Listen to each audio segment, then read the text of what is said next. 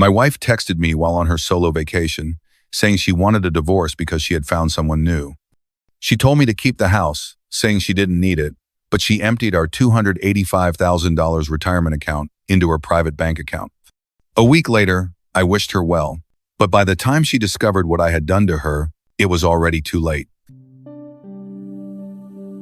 I was sitting in my kitchen, sipping lukewarm coffee, when my phone buzzed with a text message. The words on that screen would haunt me for months to come, but I had no idea then.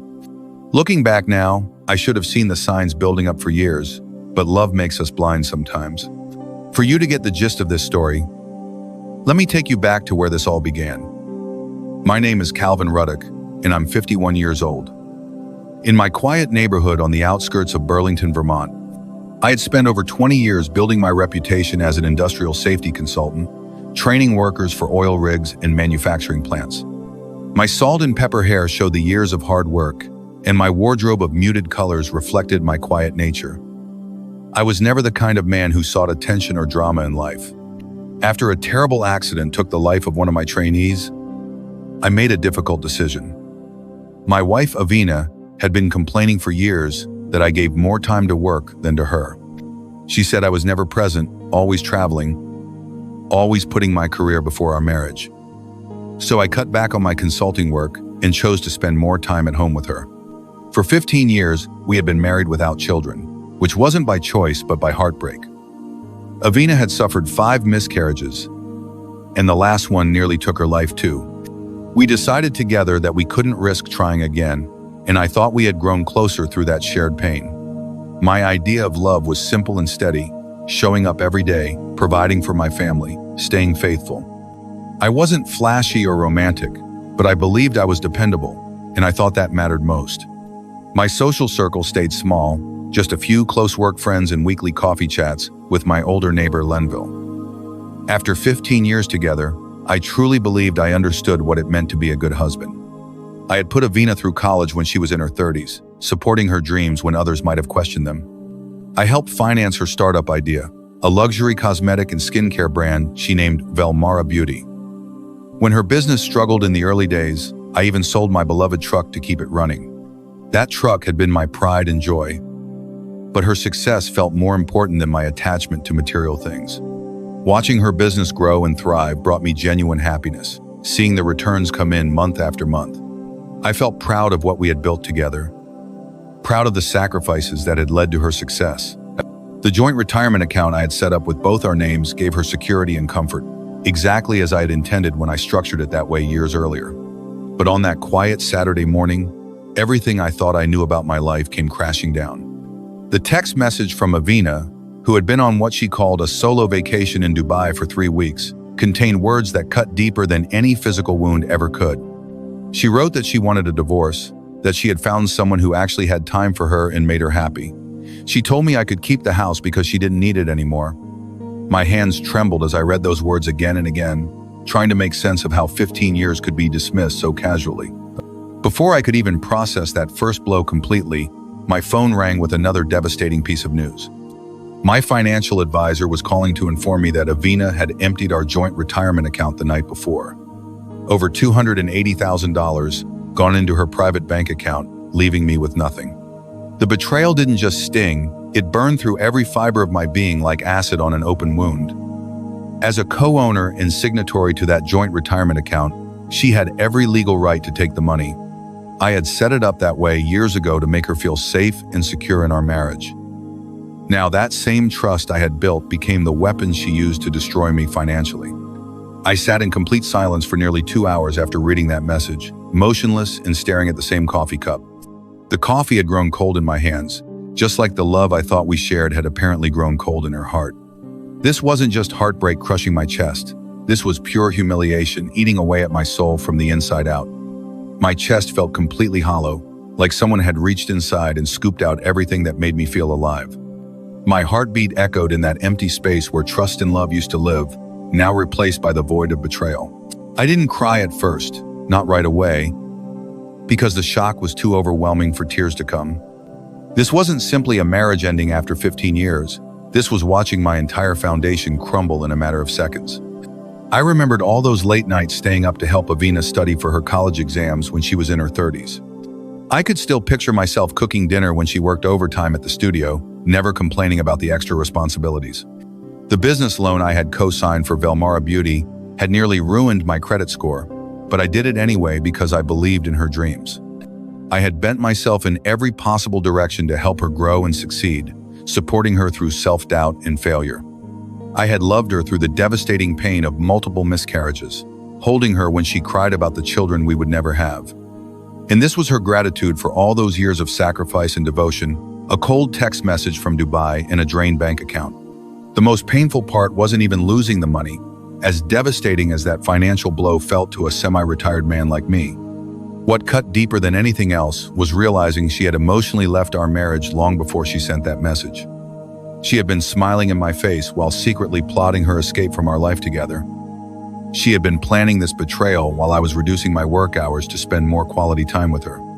That deception felt like a knife twisting in my back, over and over again, each memory now tainted with the knowledge of her lies. The worst part became clear when I looked at her social media accounts later that day. She wasn't even trying to hide her new relationship from the world or show any shame about her actions. Her Instagram feed was filled with pictures of yacht dinners and beach kisses with a younger man who looked nothing like me. My entire life, 15 years of marriage and sacrifice, had been traded away like it meant absolutely nothing to her. Alone in that house where we had shared so many memories, I finally broke down and wept, but I wasn't crying because she had left me for another man. That pain was almost expected in situations like this. I was crying because I had tried to give her everything I had, every piece of my heart and soul, and in the end, it still wasn't enough to be loved the right way.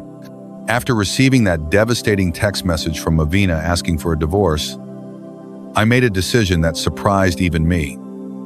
I never replied to her message or called her to discuss what she had done to our marriage.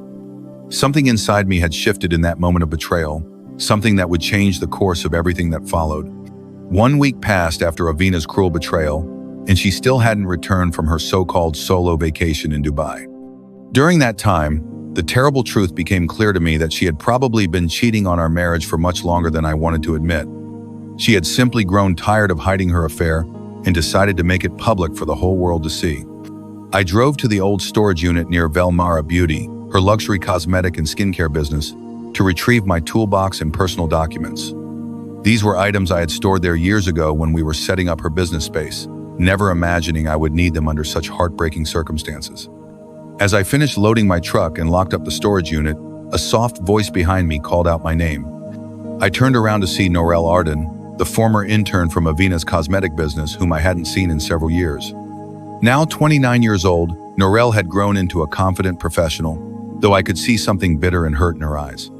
She had always been respectful and hardworking during her time at Velmara Beauty, and I remembered treating her with the same courtesy I showed everyone else. Norel had noticed something was wrong when she saw Avina's flashy new social media post featuring another man in Dubai. Her suspicions were raised because she remembered how devoted I had always seemed to my wife during her internship days. She asked me directly if Avina and I were having problems in our marriage, and something in her genuine concern made me open up to her. I explained everything that had happened over the past week, from the devastating divorce text message to the emptied retirement account. I told her about coming to retrieve my belongings from the storage unit because I no longer felt welcome in any space connected to Avina's business empire. The words poured out of me like water from a broken dam, 15 years of pain and sacrifice spilling into the open air. Norel immediately expressed her sympathy and condolences for what I was going through, but then she said something that changed everything. She told me she needed to discuss something important with me, something that would be better talked about in private over coffee or drinks. Something in her tone made me agree to meet with her that same evening at a quiet cafe downtown. Over coffee that night, Norel revealed the real reason she had been fired from Velmara Beauty 2 years earlier. She had discovered strange financial activities in the company books, including vendor payments to companies that didn't seem to exist, and thousands of dollars being moved around under fake contracts. When she tried to approach Avina about these irregularities, not to accuse her but to prevent potential legal trouble, Avina had fired her immediately and threatened to destroy her reputation in the industry. This was the moment Norel realized that Avina was involved in some very shady financial dealings. Even after being fired and having her career damaged, Norel had quietly saved copies of the financial records out of self-defense and professional instinct. She had kept them hidden away, never knowing if she would need them someday to protect herself from any legal consequences. When Norel finished explaining everything she knew about Avina's business practices, I felt something shift inside my chest. If what she was telling me was true, then I might finally have a chance to get back at the woman who had stolen my life savings and destroyed our marriage. After all, even though her business was currently successful in bringing in good money, she had still emptied our joint retirement account and left me with nothing but an empty house. I had no money left to my name and was surviving on help from concerned friends and neighbors like Lenville. If I was going to lose everything anyway, then I wanted Avina to experience the same kind of devastating loss that she had inflicted on me. At that moment, Norel could see the anger and desire for revenge burning in my eyes like a fire that couldn't be put out. Now, before we proceed, it's very important to say that if you're enjoying this story, please take a moment to like the video and subscribe to the channel. By liking, subscribing, and even leaving a short comment of where you are watching from, you are helping me grow this channel so that other people can find this video and learn the graceful wisdom tips that it offers. I share real stories from people who face tough situations just like this. These stories aren't just for entertainment, they're meant to help us learn and grow wiser. We can sometimes become vulnerable, and that's why it's so important to learn from the experiences and mistakes of others. Together, we can protect ourselves and protect each other through shared wisdom. Now, back to our story.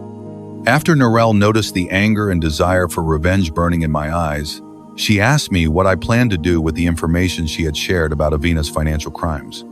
I told her honestly that I wanted to make Avina pay for everything she had done to me in our marriage. Norel said she was willing to help me get revenge, as it would also give her the chance to settle her own score with Avina for destroying her career and reputation in the cosmetic industry. Right there in that coffee shop, I took out my phone and finally replied to Avina's divorce text message. I simply wrote back that I wished her all the best in her new life, keeping my response short and emotionless. I didn't want her to suspect that anything was being planned against her or her precious business empire. My revenge wasn't going to be about screaming matches or expensive court battles that I couldn't afford anyway. This was going to be slow, strategic, and completely devastating to everything she had built with my help and support. The goal was to use Norel's evidence about the strange financial activities to bring down Velmara Beauty from the inside out. Norel still had login access to the old bookkeeping software from her internship days, something Avina had apparently forgotten to revoke when she fired her. Together, we spent hours uncovering hidden records of inflated vendor payments and undeclared cash clients that proved Avina had been evading taxes for years. The evidence was overwhelming and undeniable once we organized it properly for presentation to the authorities. We decided that Norel would anonymously submit all of Avina's financial irregularities to the Internal Revenue Service to trigger a comprehensive audit. This would make her client base shrink rapidly and put all of her finances under intense government scrutiny. I planned to pull one invisible thread at a time until everything she had built with my sacrifices collapsed completely around her. But as my plan began to take shape over the following weeks, so did the questions I tried desperately to avoid. Late at night, when the house was quiet and my anger had cooled into cold calculation, a voice inside me whispered that maybe I was becoming no better than Avina herself. I tried to silence that voice by telling myself this was about justice rather than simple vengeance. Yet every step I took felt like a slow transformation into someone I didn't recognize in the mirror. I was no longer just reacting to her betrayal, I was actively orchestrating her destruction, and it frightened me how satisfying that planning process felt. I began ignoring calls from my sister, who had warned me years ago that Avina was emotionally manipulative and would eventually hurt me badly. The weeks passed, and my plan unfolded exactly as Norel and I had designed it to work. Avina's cosmetic and skincare business began losing clients rapidly, and the IRS audit froze her personal accounts completely. But just as I prepared to deliver the final blow by exposing her financial misconduct to the health board, everything took an unexpected turn that I hadn't planned for at all. Norel suddenly hesitated and refused to provide the final piece of evidence I needed to completely destroy Avina. Her conscience had grown heavy with guilt, and she feared the legal consequences might destroy her own future career prospects in the process. Without her full cooperation, I lost access to the most damaging evidence against my wife. Then, on a Tuesday morning, Avina appeared at my front door looking completely broken and defeated. Her hair was messy and unkempt. Her eyes were sunken with exhaustion and stress. and she looked nothing like the confident woman who had left me for another man in Dubai. She told me through tears that someone was systematically attacking her business and trying to destroy everything she had worked to build. Her cosmetic and skincare brand had been shut down due to the financial irregularities that the IRS had discovered during their investigation. She denied being involved in any illegal financial practices, claiming she had no idea how those fake contracts and vendor payments had gotten into her business records. She asked me if I knew anything about what was happening to her company. I looked at her with the same hollow silence she had once given me in that text message from Dubai. I told her I had no knowledge of what was happening to her business, playing completely innocent about my role in her downfall. When I asked where her new boyfriend was and how he was helping her through this crisis, she broke down even further. Her new boyfriend had disappeared the moment IRS agents appeared at her business, seeing the legal trouble and running away like a coward. Her accounts were frozen, her business was destroyed, and she had lost everything she thought she had gained by leaving our marriage. That night, I didn't feel the victory I had expected. I just felt empty and still inside. She apologized for filing for divorce and told me she had called her lawyer to withdraw the application if I would still accept her back. She said she realized I was the only man who had ever truly sacrificed to help and support her dreams and ambitions. But I told her there was no chance of getting back together and that the divorce must be completed as planned. I was no longer interested in being married to her after everything that had happened between us. Crying harder than I had ever seen her cry before, she stood up and walked out of my life forever. As I watched her drive away from my window that night, I whispered to myself that I forgave her but would never forget what she had done. Later, while going through the financial records that had triggered the audit, I stumbled across personal documents that Avina must have accidentally saved in the business cloud storage. Hidden among the files were old therapy intake forms and letters that revealed pieces of her past I had never fully understood during our marriage. Avina had grown up in a chaotic home, with a controlling father who used religion as a weapon and a broken mother who abandoned her when she was only 9 years old. She had bounced between unstable relatives and family friends, learning early that the only person she could rely on was herself. Love, in her experience, was always transactional, something you earned by being useful, desirable, or convenient to others. When I read her therapist's notes stating that she feared she only felt safe when she was in control, even if that meant hurting others, I stopped cold. For the first time since this whole ordeal began, I didn't see a monster who had destroyed my life. I saw a damaged girl who had learned to survive by manipulating others because no one had ever stayed in her life without conditions. It didn't excuse what she had done to me in our marriage, but it made me wonder something that haunts me to this day. Did she ever truly know what real love looked like, even when it was standing right in front of her for 15 years? My friends, there are 3 important lessons I want you all to learn from my story. 1. Look beyond the hurt and understand the pain of those who hurt you. We should remember that every person carries hidden wounds from their past that shape how they treat others. This doesn't excuse harmful behavior, but understanding these wounds can help us find peace and forgiveness for our own healing. Sometimes the people who hurt us most are themselves broken and operating from a place of deep pain and fear. 2. Be loving, but guard your heart. True love requires vulnerability and trust, but we must also protect ourselves from those who would take advantage of our goodness. Being kind and supportive doesn't mean we should ignore warning signs or allow others to drain our resources and emotional energy without giving anything meaningful in return. 3. In betrayal, choose healing over hate. When we face betrayal in our golden years, we have a choice to make about how we want to spend our remaining time on this earth. We can choose bitterness, or we can choose healing and wisdom that helps us move forward with grace and purpose. Comment below and tell me what resonated most with you from Calvin's story. Like and subscribe if you want more content like this that helps us learn from life's most difficult experiences. Until next time, keep living with grace and purpose.